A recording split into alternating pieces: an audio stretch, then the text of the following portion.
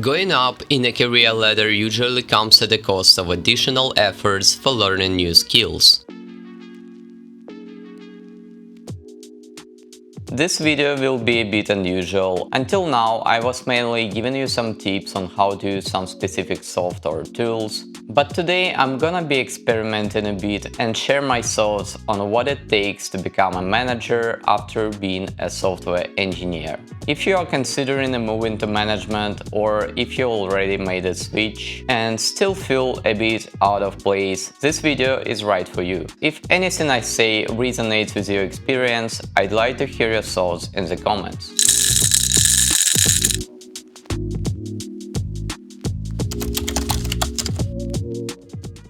For those of you who are new to my channel, I'm a delivery manager. This role blends several management responsibilities from resource to a project and people management. I also supposed to have a strong technical background because I often work with client CTOs, solution architects, and technical leads. In this video, I'll walk you through my journey from software engineering to management, what I learned along the way, and some of the challenges I had to come across. I'll be talking about 8 mindset shifts, which are exactly what I wish I could have told myself 8 years ago when I was just starting my road to management. So let's start with the first one.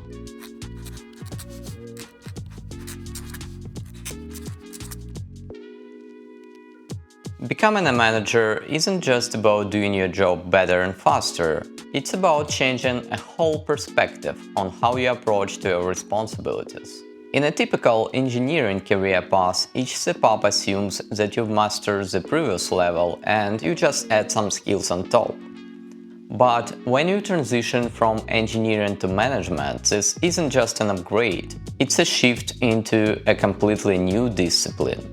The skills that made you a good engineer won't necessarily make you a good manager. In fact, some of the skills may even get in the way. As software engineers, we've trained to solve problems ourselves. You get a task, whether it's coding, testing, or a design, and your mindset is, how do I solve this? What do I need to do to solve this?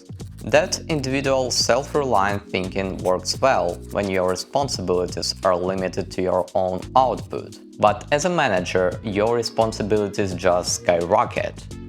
And your main tool for getting things done isn't just you anymore, it's your team.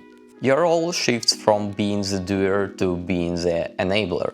So the thinking must shift too, from how do I solve this to how does my team solve this? Or what does my team need to get this done? This may sound like a small change, but it's a major mind shift. You're no longer the subject of an action, your team or organization is. There is also a common misconception that new titles means more work, but that's not quite right. The reality is, a new title doesn't mean you work more, it means you work differently. And learning to work differently through people, not just through code, is one of the biggest challenges in moving from engineering to management. The mindset number 2, backward planning.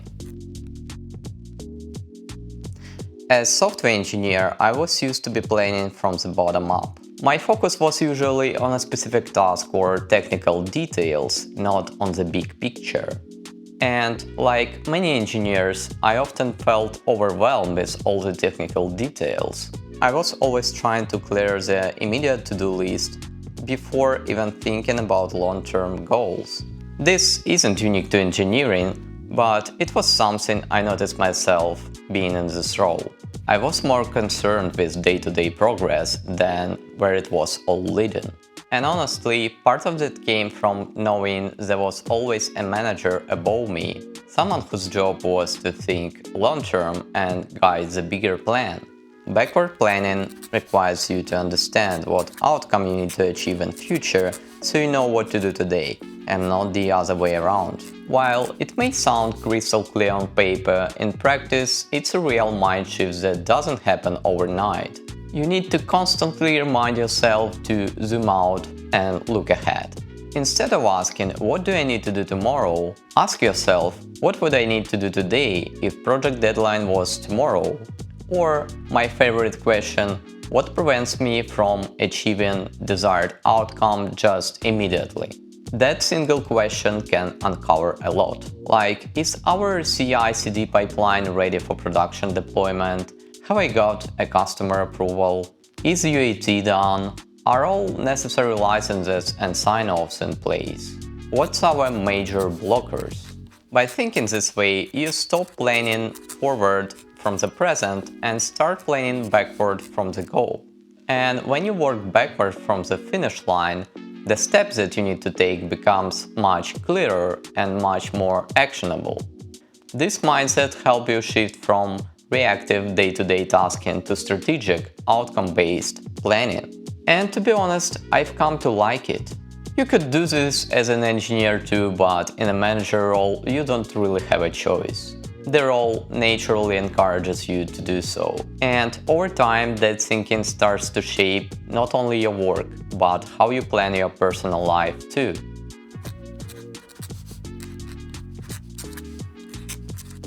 Now let's talk about delegation. One of the biggest shifts when you become a manager is how much more responsibilities and influence you get. You now have access to more resources, your team, your time, your budget. And you absolutely must learn to use them. You have to stop planning just for yourself. You're no longer solving problems alone. You're planning for the entire team. That is where delegation comes in. And here's the key. Delegation isn't optional. It's your job. When I first stepped into team leadership responsibilities, I made a huge mistake. If someone in the team struggled with some tasks, I just did the task myself. I fixed bugs, closed gaps, rewrote some parts of the code, basically did whatever it took. That often meant long hours, extra stress, and eventually burnouts. I didn't make my team better, and obviously this didn't make me a better team leader. But why does this happen? There are a few common reasons. You don't trust others to do it right. You think no one can do it better than you. You default to doing things yourself, because that's what you're used to as an engineer. This is normal. We tend to lean on the skills we are confident in. And for the new manager with a technical background, that usually means diving into code and trying to solve it all yourself, instead of stepping back to manage. Ironically, managers without technical background often have an advantage here. They often do better at delegation, just because they don't have other choice. Due to lack of hands-on engineering experience, they're not trying to solve every problem yourself, but instead they have to manage through others. So here is the bottom line. Plan for the team, not just for yourself. And delegate, delegate, and delegate more. Even if you're sure no one can do this task better than you, it absolutely doesn't mean that you should do it. You're not paid to be the best coder in the team anymore. You're paid to take the most out of your team. If resources are sitting idle while you just overloaded, chances are you're not a good manager yet.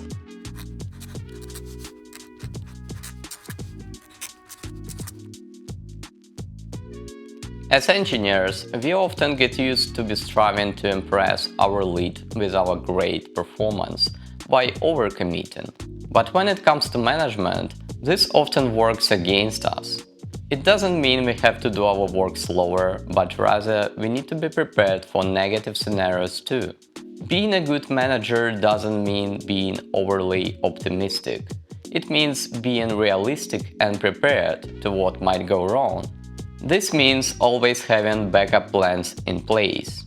Because once you're in a management role, there is nothing worse than what I call situational management, where your entire day is spent putting out fires and reacting to surprises that could have been foreseen. In management, there should be no unexpected events. You have to assume that if something can go wrong, it eventually will. And you simply need to be ready for that. That's the core of effective risk management. You're not trying to prevent each and every problem. You're trying to be prepared to stay in control whenever problems happen. To keep it simple, always have plan A and plan B. and add some extra buffer on top, even if you're super confident. Management isn't about reacting well, it's about being prepared well so that whatever happens, your team and your project stay on track. Communication is your main tool and should be your main skill. As a manager, your primary tool isn't a keyboard, it's communication. You now have the authority to speak to anyone: your team, your clients, stakeholders, and other managers. That means you shouldn't hesitate to reach out, ask questions, align expectations, or request a support. In fact, a larger portion of your day should be spent doing exactly that. And here comes a challenge. As engineers, we often get used to working independently. We solve problems ourselves and rarely rely on others unless absolutely necessary. But for a manager, that approach just won't work. You have to shift your mindset from solving problems alone to solving problems through others. And when I say solving through others, I don't mean any kind of manipulation or taking advantage of people. I mean understanding who you need to talk to in order to get things moving. You need to know which person can unblock your team, who can give you a missing answer, who can make a decision. A manager is someone who should be able to connect the dots between people, roles, and priorities. And that's why communication needs to become your strongest skill. Here are a few areas to focus on first. Learn to listen and understand. First, you need to actually listen, not just hear, but understand what people are saying. That's the foundation for everything else. If asking others for help feels uncomfortable, start by being a better listener. It will build trust and help you recognize when and how to engage others meaningfully. Second, learn to navigate motivations, both your own and others' people. What drives the person you are talking to? What do they need? When you understand that, you'll be able to find a common ground and start collaborating instead of just assigning tasks. Remember, good managers don't just give orders. They align people, remove blockers, and build the bridges between roles. Learn from other people. I know this may sound obvious, we all ask for help sometimes. And definitely, it's not just a management thing. But let me explain what I really mean here. In most IT companies, the major difference between engineering levels is stated like this. A junior needs close supervision. A middle-level dev works with some guidance. A senior is fully independent. A lead can teach and coach others. And somewhere along the way, that structure can quietly plant around belief. The more experienced you are, the less you should need help. But in fact, the more experience you gain, the more you realize how much more there is still to learn. And there will be always someone who knows more or just simply better than you in something, even in the areas you've worked on for years.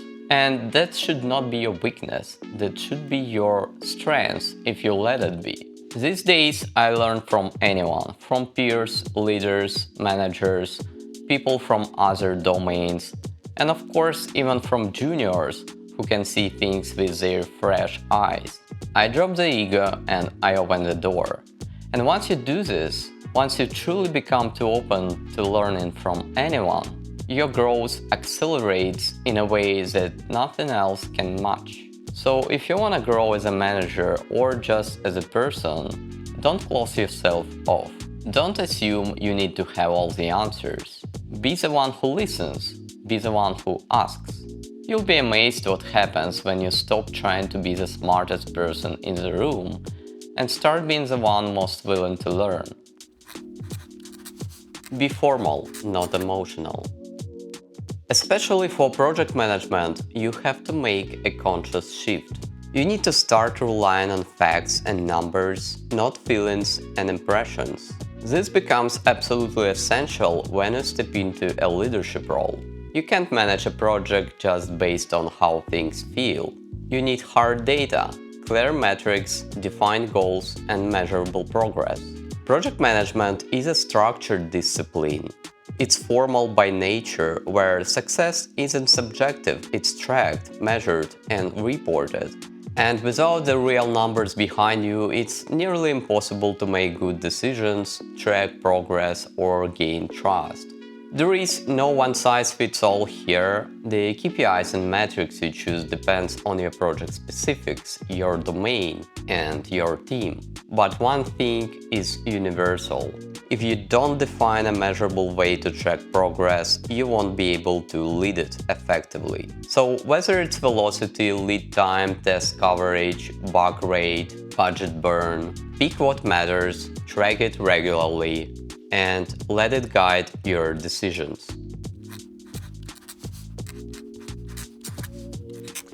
As your team grows, your role as a manager evolves. And when you are no longer managing few engineers directly, you need to learn to manage through others. And to do that effectively, you need to build an effective team hierarchy. That means identifying leads or senior engineers who can take care of ownership of smaller sub-teams or functional areas. These leads become your direct team, your steering group. You rely on them not only to deliver work, but to lead others, resolve day-to-day issues, and escalate when necessary. And here's the key challenge.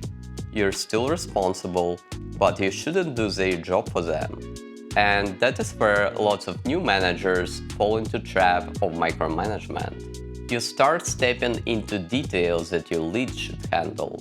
You double-check each and every decision. You help too much, and in the process, disempower the people that you need to lead for you. Instead, your focus should move a bit from managing tasks to coaching your leads. Help them grow into strong managers themselves. Guide them on how to plan, make decisions, and delegate. Give them the space to lead and support them to do it well. Think of it this way. You don't want to manage 25 people yourself. You want to manage 5 people who each manages 5 others. That kind of structure gives clarity, autonomy, and scale. So what does it look like in practice? Define your leads, the people who you'll work with directly. Set clear expectations for your leads, what they own, what decisions they can make, and what they should escalate. Have regular one-on-ones, not to track their every move, but to coach them on leadership challenges, unblock issues, and support their development. Trust but verify. Step in only when things start falling off track, not before. In short, build the structure, coach the people, and step back. Let your leads lead. That's how you create the team that scales. Of course, management is quite a complicated topic, and there is much more to it that I could cover in one video. Please let me know in the comment if you had or going to have a similar experience of moving from engineering to a management role, and what's been your biggest challenge so far.